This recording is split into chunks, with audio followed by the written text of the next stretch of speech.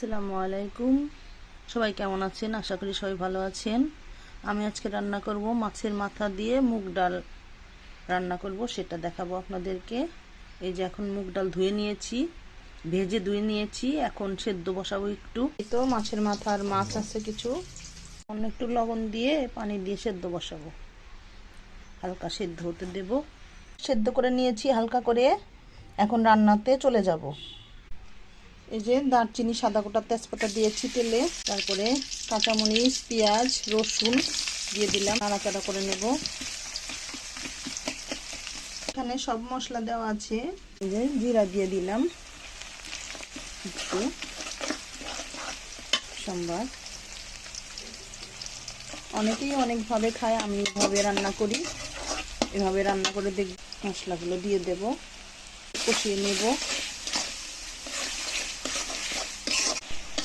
তো মশলা একটু কষিয়ে নেব ভালো করে, তারপরে আমি মাছটা দেব। মাছটা দিয়ে কষাবো। অনেকেই মাছ ভেজে দেয়, আমি ওভাবে দিব না, আমি মাছটা কষিয়ে তারপরে ডাল দেব। তো আমি মাছের মাথাগুলো দিয়ে দেব, মাছগুলো দিয়ে দেব।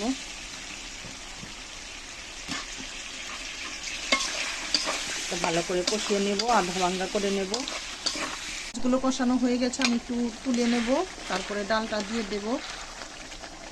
মাছগুলো তুলে নিয়েছি, এখন ডালগুলো দিয়ে দেব, সেদ্ধ করে রাখা ডালগুলো দিয়ে দেব। ডালগুলো একটু হালকা কষিয়ে নেব। ডালটা কষানো হয়ে গেছে, আমি এখন মাছগুলো দিয়ে একটু হালকা পানি দেব। হালকা পানি দিয়ে দেব, কারণ ডাল বেশি সেদ্ধ হতে সময় লাগেনি, আমার ডাল সেদ্ধ করাই। এখন ঝোল দিয়ে দিব হালকা, তারপরে নামিয়ে নেব। এই তো আমার রান্না প্রায় শেষ। এই দেখেন আমার মাছগুলো অমনি আছে, ভাঙেনি। আবার ডালটাও ঠিক মতো হয়েছে, এই যে খেতে বেশ হয়েছে। আমি এখন জিরার গুঁড়া ছিটিয়ে দিয়ে নামিয়ে নেব।